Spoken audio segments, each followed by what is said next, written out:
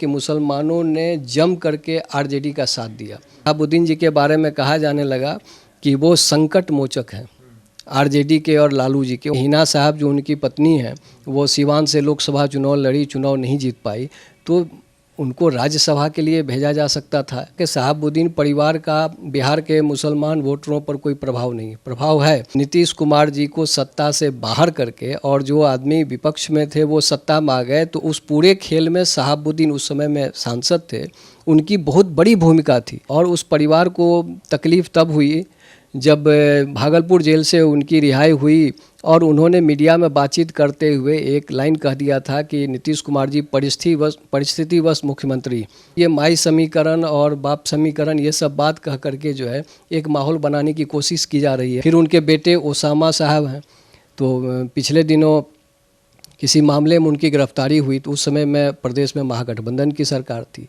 मुसलमानों ने नीतीश जी से कहीं अधिक वोट जो है आरजेडी कैंडिडेट को दिया, जिसके चलते आरजेडी का प्रदर्शन जदयू की तुलना में बेहतर रहा। आरजेडी ने जम के राजनीतिक फसल काटी, और आज भी कहा जाए तो उसका मूल राजनीतिक पूंजी माई समीकरण ही है, एक सवर्ण और एक यादव। तो इसमें कहाँ पर हुआ माई और कहाँ पर हुआ बाप? ये सवाल उठा कि मंत्रिमंडल में राजद कोटे से जो मंत्री शामिल किए गए हैं, क्या उसमें इस फार्मूले का ख्याल रखा गया? मुख्यमंत्री की कुर्सी पर भी उस व्यक्ति को बैठना चाहिए जिसकी आबादी अधिक है। माई की पार्टी है तो माई समीकरण यानी मुस्लिम प्लस यादव, ये तो शुरू से चला आ रहा है। देख लीजिए कि इससे पहले उन्होंने A to Z कहा ही था। एक सीट जो मुस्लिम की खाली हुई अशफाक करीम, उनकी जगह तो कोई मुस्लिम गए नहीं। ओवैसी बड़ा फैक्टर होंगे कि नहीं होंगे ये तो चुनाव में पता चलेगा। मेहनत करके पूरे सीमांचल में जो है AIMIM के लिए एक उर्वरा ज़मीन तैयार कर दी। यही सोच के साथ जो है, जैसा कहा गया कि सीमांचल में युवाओं का आकर्षण ओवैसी की ओर बढ़ा। आरजेडी ने जो है वो उनके 5 में से 4 विधायक को तोड़ करके अपने पाले में कर लिया। तो इस बात की तकलीफ ओवैसी को हुई। जिस आरजेडी को लेकर कहा जाता था कि आरजेडी मुस्लिम और यादव मतलब MY की पार्टी है, अब उस आरजेडी का नाम तेजस्वी यादव ने न सिर्फ A to Z किया, बल्कि अब यह कहने लगे कि ये आरजेडी माई और बाप दोनों की पार्टी है। मेरे साथ बातचीत करने के लिए बिहार की राजनीति के वरिष्ठ पत्रकार जयकृष्ण जी है। सर, मेरा पहला सवाल है, जो आरजेडी के नेता तेजस्वी यादव से कहा गया कि MY माई बाप की पार्टी है, आपको लगता है कि जिस स्लोगन के साथ तेजस्वी चले हैं एक बड़ी चुनौती है, या फिर वाकई में आरजेडी माई बाप की पार्टी हो चुकी है? देखिए, दोनों बातें हैं। चुनौतीपूर्ण तो है ही, इसलिए कि जो कुछ वो कह रहे हैं उसको करना भी होगा, पहली बात। दूसरी बात ये है कि कोई नई बात तो उन्होंने कही नहीं। माई की पार्टी है तो माई समीकरण यानी मुस्लिम प्लस यादव, ये तो शुरू से चला आ रहा है, और इस सपोर्ट से जो है आरजेडी ने जम के राजनीतिक फसल काटी, और आज भी कहा जाए तो उसका मूल राजनीतिक पूंजी माई समीकरण ही है। रही बात के बाप जो उन्होंने कहा है, तो आप देख लीजिए कि इससे पहले उन्होंने A to Z कहा ही था कि यानी समाज के सभी वर्गों को लेकर चलने वाली पार्टी। लेकिन ये बात कहना आसान है, अच्छी बात है, स्वागत योग्य तो है, लेकिन अगर आप कुछ पुराने निर्णयों को देख लें तो आपको लगेगा कि इस फार्मूले पर ध्यान नहीं दिया गया। जैसे मिसाल के तौर पर आप ले लीजिए कि ज़्यादा पुराना नहीं, अभी राज्यसभा के लिए जो उम्मीदवारों का चयन किया गया और सब लोग निर्विरोध चुनाव जीतकर चले गए, तो उसमें कहाँ मुस्लिम थे? एक सीट जो मुस्लिम की खाली हुई अशफाक करीम, उनकी जगह तो कोई मुस्लिम गए नहीं। तो कुल मिला के आप देख लीजिए तो एक सवर्ण और एक यादव, तो इसमें कहाँ पर हुआ माई और कहाँ पर हुआ बाप, ये तो एक सवाल बनता है। अब आगे वो क्या करेंगे वो देखने की बात होगी। वो विपक्ष की राजनीति जब कर रहे थे उस समय में भी ये बात आई कि भाई हम सबको लेके चलेंगे। राजद प्रमुख लालू प्रसाद जी के समय में माई समीकरण चर्चित रहा। उसके बाद जब तेजस्वी जी ने कमान संभाली, ठीक है, मार्गदर्शन तो लालू जी का ही रहा और आज भी हो रहा है, तो हुआ कि नहीं हम सबको लेके चलेंगे। तो उसके बाद एक अवसर आया जहां ये दिखना चाहिए था, जब महागठबंधन की सरकार बनी नीतीश कुमार जी के नेतृत्व में। उस समय में भी ये सवाल उठा कि मंत्रिमंडल में राजद कोटे से जो मंत्री शामिल किए गए हैं, क्या उसमें इस फार्मूले का ख्याल रखा गया? ये सवाल तो बना रहा। उसके बाद जाति सर्वे हुआ, उसमें भी ये बातें आई कि उस सर्वे के पक्ष में ये कहा गया कि भाई जिसकी जितनी आबादी उसकी उतनी हिस्सेदारी, और इसलिए ये करना ज़रूरी है कि क्योंकि जिनकी आबादी कम है उनको अधिक हिस्सेदारी मिल रही है, और जिनकी आबादी अधिक है वो उपेक्षित हैं और अपने हक से वंचित हैं। लेकिन आपको याद होगा कि सर्वे रिपोर्ट आने के बाद सबसे पहले पूर्व मुख्यमंत्री जीतन राम मांझी ने ही ये सवाल उठाया कि अब जब रिपोर्ट आ गई है और सबको ये पता चल गया है कि किस जात की कितनी आबादी है, तो सबसे पहले आप इसको राजनीति में लागू करिए। और उन्होंने तो यहाँ तक कहा कि भाई मुख्यमंत्री की कुर्सी पर भी उस व्यक्ति को बैठना चाहिए जिसकी आबादी अधिक है। तो खैर वो बात आई गई हो गई, लेकिन उस समय में भी जो है मंत्रिमंडल में इसको इम्प्लीमेंट नहीं किया गया। लेकिन आम लोगों की बात करें तो 75% आरक्षण की जो नई व्यवस्था की गई उसको तुरंत लागू किया गया कि जो भी रिक्तियाँ सरकारी नौकरी के लिए होंगी उस तमाम में 75% आरक्षण सीमा जो है वो लागू कर दी गई। शिक्षा के क्षेत्र में भी लागू कर दी गई, लेकिन राजनीति इससे अछूता रहा। फिर लोगों ने इंतजार किया कि चलिए इसके बाद देखते हैं। तो इसके बाद जो है राज्यसभा का चुनाव आ गया। उसमें आप देख लीजिए कि महागठबंधन में जो भी घटक दल हैं, तो इसमें मोटे तौर पर तो आरजेडी के 2 और कांग्रेस के 1 सदस्य राज्यसभा गए। क्या उसमें नवीनतम जातिगत सर्वे के जो आंकड़े आए और जो इसके पक्ष में ये दी गई कि जिसकी जितनी आबादी उसकी उतनी हिस्सेदारी, इसका ख्याल रखा गया? तो ये सारे सवाल जो हैं वो इस बात की ओर इशारा करते हैं कि फ़िलहाल आगे क्या होगा मुझे नहीं पता। फ़िलहाल ये है कि जो कहा जा रहा है उसको इम्प्लीमेंट करने में, कार्यरूप देने में उतनी ईमानदारी नहीं बरती जा रही है जितनी ईमानदारी बरतनी चाहिए। आपने कहा कि माई और बाप, माई बाप की चर्चा हो रही है। एमओआई के नाम पर आरजेडी ने एक लंबा वक्त तक फसल काटा है। सवाल एमओआई को लेकर भी है कि यादव के नाम पर आप जो बिहार से नहीं है संजय यादव उनको भेज रहे हैं, मुसलमान का टिकट काट दिया गया। और हाल के दिनों में आज की बात कर ली जाए तो तेजस्वी यादव सिवान पहुंचे और वहाँ पे शहाबुद्दीन जो एक बड़ा चेहरा हुआ करते थे आरजेडी का, कहा था एक पिलर आरजेडी का है, वो उनकी पत्नी मंच पर नहीं दिखी। नाराजगी को लेकर खबरें, तो लगता नहीं कि भाई एमओआई भी सवाल के घेरे में है? शहाबुद्दीन परिवार का दूर हो जाना आरजेडी के लिए एक बड़ा झटका साबित हो सकता है आगामी चुनाव में। देखिए, एमवाई की जो बात कर रहे हैं तो थोड़ी देर के लिए हम एम का ही विश्लेषण कर लेते हैं। एम यानी मुस्लिम वोटर। इस बात में कोई संदेह नहीं है कि मुसलमानों ने जम करके आरजेडी का साथ दिया। 90 के दौर से ही अगर आप देख लीजिए तो लालू प्रसाद की राजनीति में यादवों के अलावा मुसलमानों का जो है बिल्कुल अधिकांश सपोर्ट जो है मुसलमानों का रहा और मुसलमानों ने जम के इनकी मदद की। और आपको याद होगा कि पहली बार जब नीतीश कुमार जी मुख्यमंत्री बने और 7 दिन में सरकार चली गई तो उस समय में भी जो है पाला बदल का ज़बरदस्त खेल हुआ था। और उस समय में नीतीश कुमार जी को सत्ता से बाहर करके और जो आदमी विपक्ष में थे वो सत्ता में आ गए। तो उस पूरे खेल में शहाबुद्दीन उस समय में सांसद थे, उनकी बहुत बड़ी भूमिका थी। और मुझे याद आ रहा है कि ये सारा चीज़ हो रहा था और उस समय में शहाबुद्दीन जी बीरचंद पटेल पथ में एक होटल पाटलिपुत्रा अशोक है उसी में ठहरे हुए थे। और ये उन्होंने इस बात को सुनिश्चित किया कि हमारे खेमे के किसी भी विधायक को एनडीए की ओर पाला बदल के तहत न ले जाया जाए। और वो मिशन सफल रहा और नीतीश कुमार जी को बिना वोटिंग के ही इस्तीफा देना पड़ा और आरजेडी की सरकार बन गई।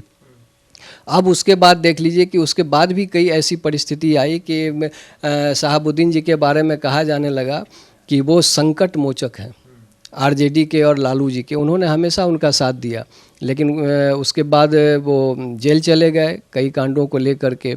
और उस परिवार को तकलीफ़ तब हुई जब भागलपुर जेल से उनकी रिहाई हुई और उन्होंने मीडिया में बातचीत करते हुए एक लाइन कह दिया था कि नीतीश कुमार जी परिस्थितिवश मुख्यमंत्री। और उसके बाद फिर एक मामला आया और सिवान से ही जो अपने गांव में वो थे समर्थकों के बीच प्रतापपुर में, वहाँ से उनकी गिरफ्तारी हो जाती है, उनको तिहाड़ जेल ले जाया जाता है। उसके बाद ये कोरोना पीरियड में जो है आप देख लीजिए कि उनकी दुखद मृत्यु हो गई। तो उस समय में भी उनके परिवार के लोग थे कि भाई कोशिश की जाए कि कम से कम उनके डेड बॉडी को उनके पैतृक गांव ले जाया जाए। तो उसमें कई तरह की अड़चनें थी, लेकिन उनके परिवार के लोगों का, उनके समर्थकों का ये मानना था कि अगर उच्च राजनीतिक पैरवी की जाए तो बात बन सकती। लेकिन उन लोगों की शिकायत थी कि उस समय में आरजेडी की ओर से कोई खास पहल नहीं की गई। उसके बाद आप देख लीजिए कि मान लीजिए कि हिना साहब जो उनकी पत्नी हैं वो सिवान से लोकसभा चुनाव लड़ी, चुनाव नहीं जीत पाई, तो उनको राज्यसभा के लिए भेजा जा सकता था। ये उनके समर्थकों की चाहत है और मांग भी रही है। उसके बाद हुआ कि नहीं, राज्यसभा तो कम से कम विधान परिषद में ही जो है उनके लिए स्थान दिया जाए, ताकि एक उस परिवार के प्रति जो योगदान उनका है एक सम्मान हो, एक प्रतिनिधित्व हो। लेकिन ऐसा भी नहीं हुआ। वो परिवार बिल्कुल सक्रिय राजनीति से कटा कटा सा रहा। फिर उनके बेटे ओसामा साहब हैं, तो पिछले दिनों किसी मामले में उनकी गिरफ्तारी हुई तो उस समय में प्रदेश में महागठबंधन की सरकार थी। तो ये सारी चीज़ें रही। तो और ऐसी बात नहीं है कि शहाबुद्दीन परिवार का बिहार के मुसलमान वोटरों पर कोई प्रभाव नहीं है, प्रभाव है, लेकिन सभी इस बात को लेकर हैरान हैं कि जिनके लिए हमने इतना कुछ किया और आज हमारे लिए वो सुध नहीं ले रहे हैं, तो ये थोड़ा सा उन लोगों को लग रहा है। और दूसरी चीज़ ये है कि मुसलमान इस बात से भी हैरान है कि हम जब लगातार आपको सपोर्ट किए, याद कीजिए कि 2014 लोकसभा चुनाव में जब नरेंद्र मोदी जी के कारण नीतीश जी बीजेपी से अलग हो गए और उस समय में नीतीश जी अलग लड़े, आरजेडी अलग और बीजेपी अलग, उस समय में भी मुसलमानों ने नीतीश जी से कहीं अधिक वोट जो है आरजेडी कैंडिडेट को दिया, जिसके चलते आरजेडी का प्रदर्शन जदयू की तुलना में बेहतर रहा। और फिर भी मुसलमान इत्मीनान रहे कि चलिए हमारे लिए फर्स्ट प्रायोरिटी जो है आरजेडी है। लेकिन अब मुसलमान हैरान हैं कि एक दौर था कि मुसलमान के एक से बढ़कर एक कद्दावर नेता बिहार में होते थे, चाहे आप तस्लीमुद्दीन की बात कर लें, मोहम्मद मुश्ताक मुन्ना की बात कर लें, अजीमुद्दीन की बात कर लें, और भी कई नाम हैं, ढेर नाम हैं, एक दरभंगा से अली अशरफ फातमी की बात कर लें। लेकिन आज क्या है कि प्रदेश स्तर पर जो है मुस्लिम नेतृत्व की संभावना बनी हुई है, लेकिन कोई नेतृत्व अभी आपको दिख नहीं रहा। इधर आप देख लीजिए कि अभी जो सरकार है उसमें मुसलमानों का प्रतिनिधित्व नहीं है, राज्यसभा में भेजा गया मुस्लिम नहीं है। तो वो देख रहे हैं कि हमारा तो प्रतिनिधित्व लगातार घटता ही चला जा रहा है, तो हम करें तो करें क्या। तो इस बात को लेकर के चिंता और हैरानी मुस्लिमों में अधिक है। क्या करेंगे मुसलमान के सामने, ऑप्शन क्या होगा? आरजेडी अगर उन्हें इग्नोर कर रही है, आरजेडी से जो उम्मीद है वो नहीं कुछ हो पा रही है, तो मुसलमान के सामने आपको नहीं लगता कि ऑप्शन के तौर पर, चूंकि भारतीय जनता पार्टी को तो वोट करेगी नहीं जैसा कि माहौल दिखता है, ओवैसी एक बड़ा फैक्टर हो जाएंगे, ओवैसी मजबूत हो जाएंगे? फिर देखिए ओवैसी बड़ा फैक्टर होंगे कि नहीं होंगे ये तो चुनाव में पता चलेगा, लेकिन ओवैसी एक विकल्प वाले फैक्टर तो बन ही चुके हैं।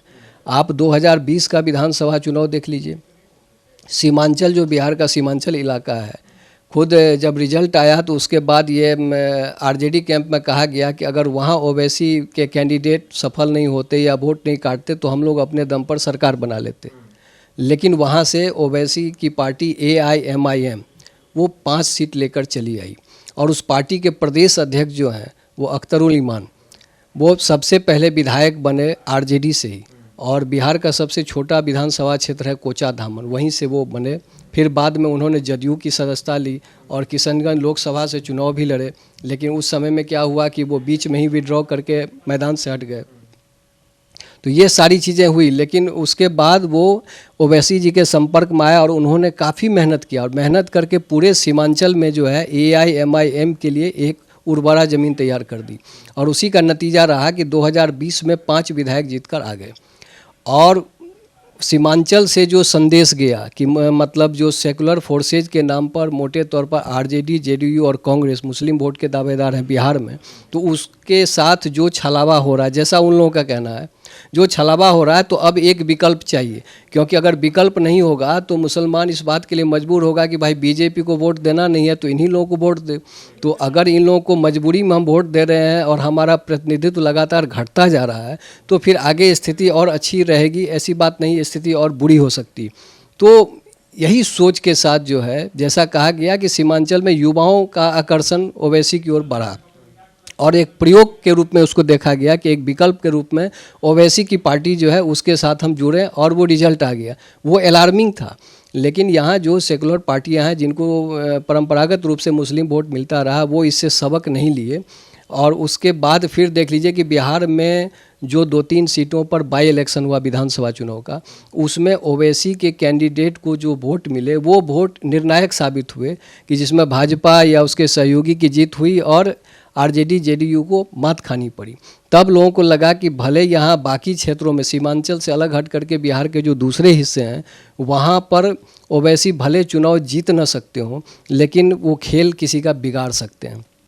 इसी को ध्यान में रख करके 2 स्तर पर काम शुरू हुआ। एक तो हुआ कि मुसलमानों के बीच में जो कुछ लीडर हैं जिनका प्रभाव है, उनके जरिए उनके बीच ये संवाद किया जाए कि भाई ओवैसी जो है वो बीजेपी की बी टीम है, इसलिए उनको वोट दे करके आप सेकुलर फोर्सेज को कमज़ोर कर रहे हैं। और दूसरी चीज़ ये है कि हम खुद भी राजनीतिक स्तर पर इस बात का संवाद जनता से करें कि वो ओवैसी को वोट ना दें। उनका वोट मतलब सेकुलर फोर्सेज को लगातार कमज़ोर करना और बीजेपी को मजबूत करना होगा। इसी उद्देश्य से आपको याद होगा कि पूर्णिया में एक साझा रैली हुई महागठबंधन की ओर से, जिसमें महागठबंधन में शामिल घटक दल के कई नेता, बड़े नेता शामिल हुए और वहाँ से उन लोगों ने यही मैसेज दिया मुस्लिम भाइयों को कि आप लोग जो है इनके बहकावे में ना आए और महागठबंधन के साथ जुड़े रहें। इनको वोट देने का मतलब है बीजेपी को मजबूत करना। ये सारी चीज़ें हुई, लेकिन बाद में ठीक है आरजेडी ने जो है वो उनके 5 में से 4 विधायक को तोड़ करके अपने पाले में कर लिया। तो इस बात की तकलीफ़ ओवैसी को हुई, जो अभी पिछले दिनों वो आए थे सीमांचल दौरे पर। तो उन्होंने कहा कि जब सत्ता से महागठबंधन बाहर हो गया तो उन्होंने कहा कि तेजस्वी जी ने हमारे 4 काला जामुन खा लिए, लेकिन वो काला जामुन उनको हजम नहीं होगा। और वो सही मौके पर वहाँ पहुँचे और उन्होंने कहा कि देख लो सेकुलर फोर्सेज की ताकत, कि तुम लोगों ने उनको वोट दिया और तुमको बदले में क्या मिला, कि तुम्हारा यहाँ से जो इकलौता प्रतिनिधि हैं कांग्रेस के डॉक्टर मोहम्मद जावेद, जो किशनगंज से सांसद हैं, बोले कि आप कहीं पर जाके रिकॉर्ड पता कर लीजिए कि किशनगंज के लिए उन्होंने कितना काम किया, यहाँ की जन समस्याओं के बारे में कितनी आवाज़ बुलंद की। लेकिन मैं लोकसभा में प्राइवेट मेंबर बिल ला करके और सीमांचल क्षेत्रीय विकास परिषद के गठन का डिमांड किया। मैं चाहता हूं कि इस क्षेत्र से बदहाली दूर हो, यहाँ बुनियादी सुविधाएं उपलब्ध हो और यहाँ के लोगों की आमदनी बढ़े और ये इलाका भी खुशहाल हो जाए। तो इस तरीके से उन्होंने लोगों को विकास की एक नई तस्वीर दिखाने की कोशिश की है। दूसरी बात है कि अभी जो मंत्रिमंडल की बात है या राज्यसभा में नुमाइंदगी की बात है या और जगहों पर मुसलमानों के प्रतिनिधित्व की बात है, इन तमाम चीज़ों का उदाहरण दे करके उन्होंने बताया कि देखिए आप जिनको सेकुलर फोर्सेज मान करके उनको आप मदद करते हैं, आपसे वो वोट लेकर के अपनी दुकान चलाते हैं, वो आपकी कितनी परवाह करते हैं। इसलिए अब भी देर नहीं हुई है, आप जग जाइए और आप इन फोर्सेज के चक्कर में मत पड़िए। ये लोग जो हैं सीजनल सेकुलर हैं, वरना उन्होंने नीतीश कुमार को टारगेट किया कि ये सुबह में सेकुलर हो जाते हैं, फिर शाम में कम्युनल पार्टी में चले जाते हैं, फिर अगले दिन सुबह में सेकुलर में जाते हैं, फिर शाम में कम्युनल में चले जाते हैं। तो ऐसा कोई सेकुलर हुआ है क्या? लेकिन आप मेरे बारे में बताइए कि मैं जिस धारा के साथ राजनीति करता रहा हूँ, कभी मैं बीजेपी के साथ गया, कभी मैंने अपनी धारा बदली, कभी मैंने अपना स्टैंड बदला। मैं लोकसभा और सड़क दोनों जगह पर समान रूप से अपनी बात मजबूती के साथ रखता हूं और मकसद सिर्फ ये होता है कि मुसलमानों को उनका हक मिले, मुसलमान मजबूत हों, इस देश में समान नागरिक के रूप में तमाम सुविधाएं ये उपभोग करें। ओवैसी साहब ने जो सीमांचल से नई हुंकार भरी है, तो जाहिर सी बात है कि मुस्लिम वोट के जो दावेदार हैं उनकी चिंता बढ़ेगी। ओवैसी साहब तो फिर से सक्रिय हो गए हैं, तो अब क्या किया जाए? तो इसी बीच में अब ये माई समीकरण और बाप समीकरण ये सब बात कह करके जो है एक माहौल बनाने की कोशिश की जा रही है। लेकिन मुझे लगता है कि आगामी लोकसभा चुनाव में क्या होगा मुझे नहीं पता, वो तो जनता तय करेगी। लेकिन ओवैसी फैक्टर को कमज़ोर करके आंकना भूल होगी।